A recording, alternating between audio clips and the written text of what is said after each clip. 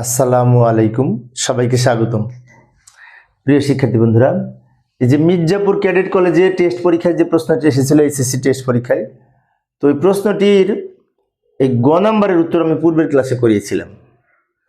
এখানে বলেছে, প্রশ্নটি দেখি কি বলেছে। শ্রেণীকক্ষে ক্যাডেটদের বিভিন্ন সংখ্যা পদ্ধতি নিয়ে ধারণা দেওয়া হচ্ছে। সে আলোকে প্রি টেস্ট পরীক্ষার আইসিটি বিষয়ের প্রাপ্ত নম্বর এক্স এর বাইনারিতে দেওয়া আছে, ওয়াই এর হেক্সাডেসিমেলে দেওয়া আছে, জেড এর মান অক্টালে দেওয়া আছে। বাইনারি, হেক্সা, অক্টাল তিনটা সংখ্যা আছে। এখন এই গ নাম্বার পূর্বের ক্লাসে আলোচনা করেছিলাম, দুইয়ের পরিপূরক পদ্ধতিতে দুইটার পার্থক্য এক্স এবং ওয়াই এর।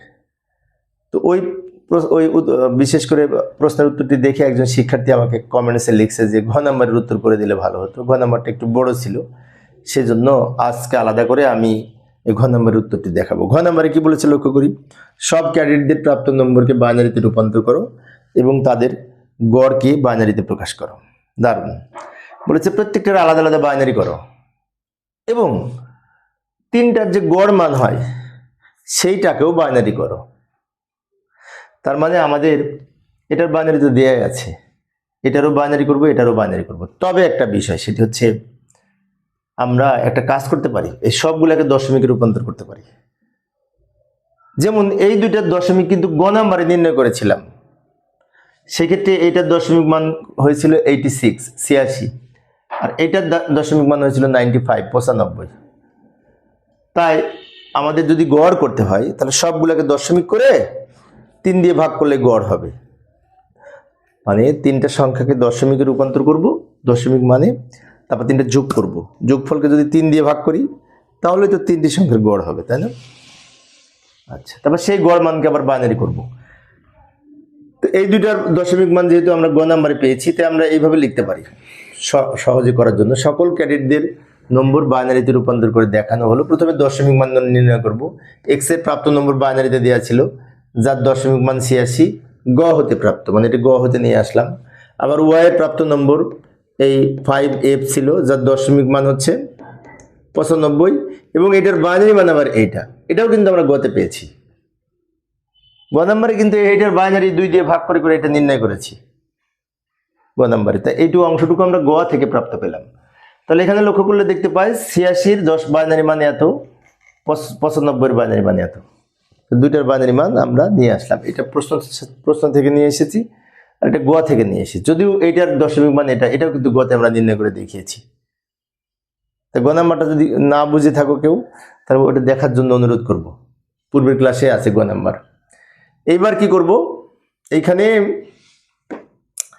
জেড এর যে প্রাপ্ত নম্বর 77, এটাকে দশমিকে রূপান্তর করব, কারণ এটাকে গ নাম্বারে আমরা নির্ণয় করি নাই, তাই আলাদা করে নির্ণয় করে নিব। এখন এই অক্টাল থেকে দশমিক করার জন্য প্রত্যেকটা প্রতীককে ভিত্তি দ্বারা গুণ হবে। যেমন এই যে লক্ষ্য করি, 7 লিখবো, 7কে 8 দ্বারা গুণ করব, যোগ এই 7কেও 8 দ্বারা গুণ করব, দুইটা 7কে 8 দ্বারা গুণ করলাম। এরপর পাওয়ার লিখবো 0 একইভাবে। তারপর সরল করব, 8কে পাওয়ার 1 করে 8, তাকে 7 আর 7 56 হবে। 8কে পাওয়ার 0 করলে 1, তাকে 7 দিয়ে গুণ করলে 7, 56 আর 7 যোগ করে 63। তাহলে এখন আমাদের একটা প্রশ্ন ছিল যে তিনটাকে বাইনারিতে রূপান্তর করো। তো এটার বাইনারি পেয়েছি, এটা প্রশ্ন দেওয়া ছিল, এটার বাইনারি পেয়েছি, এটা গ থেকে নিয়ে এসেছি, এইটাকেও বাইনারিতে রূপান্তর করব। এবং আর একটা প্রশ্ন ছিল আমাদের ঘ নাম্বারে, যে তিনটা সংখ্যাকে গড় করে গড় মানকেও বাইনারি করো। তো এখন আমরা গড় মানটা আগে নির্ণয় করে নিতে পারি। যেমন এক্স এর মান হচ্ছে 86, যেটি দশমিকে দেওয়া আছে, ওয়াই এর মান হচ্ছে 95, যেটি দশমিকে দেওয়া আছে, জেড এর মান হচ্ছে 63, যেটি দশমিকে দেওয়া আছে। এই তিনটা দশমিক সংখ্যা যোগ করব, যোগ করে 3 দিয়ে ভাগ করলে আমাদের গড় হবে। তো যাই সমাধানের চেষ্টা করি। এই যে লক্ষ্য করি, তিনটা সংখ্যা যোগ করে 3 দিয়ে ভাগ করলে আমাদের হবে এটা 81.3। এখন এই 81.3কেও বাইনারি করতে হবে, 63কেও বাইনারি করতে হবে। কেন করতে হবে? আমাদের এইখানে দুইটা প্রশ্ন ছিল, একটা ছিল সবগুলোকে বাইনারি করো, আবারও বলছি এটার বাইনারি ছিল, এটার বাইনারি আমরা বের করেছি গ থেকে। এবার এটাকেও বাইনারি করব এবং আরো বলেছিল তাদের গড় নম্বরকেও বাইনারি করো। তো গড় নম্বর পেলাম এটাকেও বাইনারি করব।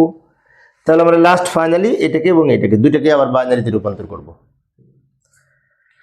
যাই সমাধানের চেষ্টা করি।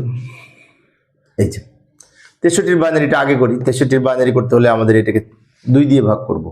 দশমিক সংখ্যা হতে বাইনারি করতে হলে 2 দিয়ে ভাগ করতে হয়, এটা তো আমরা জানি, তাই না? 2 দিয়ে ভাগ করলে ভাগফল 31, ভাগশেষ 1। 31কে 2 দ্বারা ভাগ করলে ভাগফল 15, ভাগশেষ 1 থেকে যায়। 15কে 2 দ্বারা ভাগ করলে ভাগফল 7, ভাগশেষ 1 থেকে যায়। 7কে 2 দ্বারা ভাগ করলে ভাগফল 3, ভাগশেষে 1 থেকে যায়। 3কে 2 দ্বারা ভাগ করলে কত হবে, তাই না? 3কে 2 দ্বারা ভাগ করতে যেয়ে কিন্তু অনেক শিক্ষার্থী মিস্টেক করে, কমন মিস্টেক।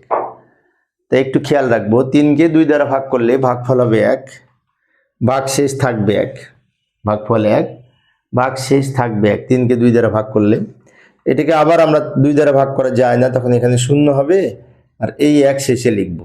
এবার এগুলি নিচ থেকে উপরের দিকে যদি সাজিয়ে লিখি তাহলে উত্তর হবে 1 2 3 4 5 6টা 1, 6টা 1 উত্তর হবে। এটা হচ্ছে বাইনারি সংখ্যা।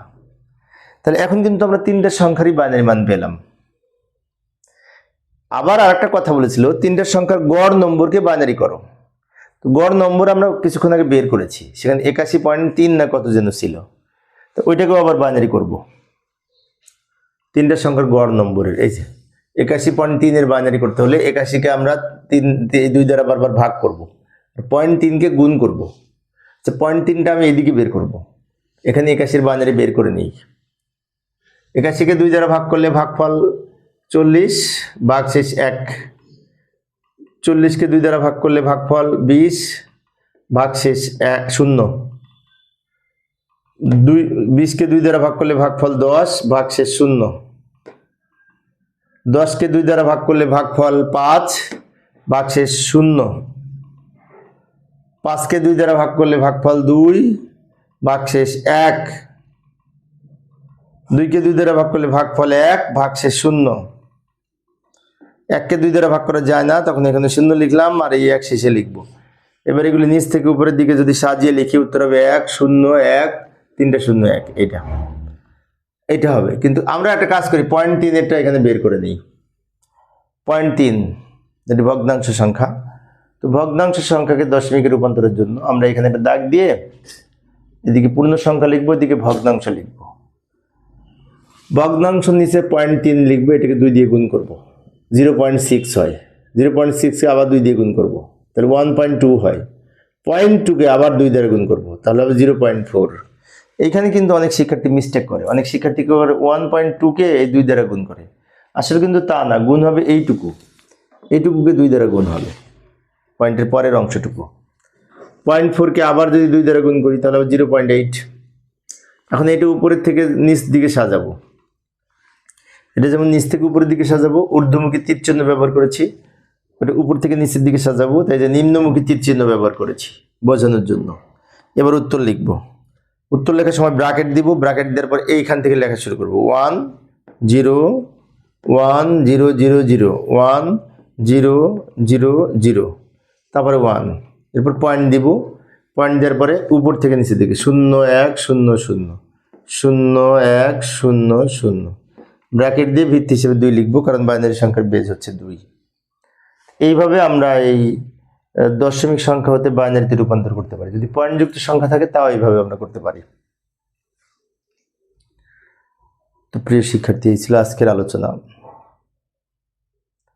তো পরিশেষে সবাই ভালো থাকবে এবং সুস্থ থাকবে এই কামনায় খোদা হাফেজ।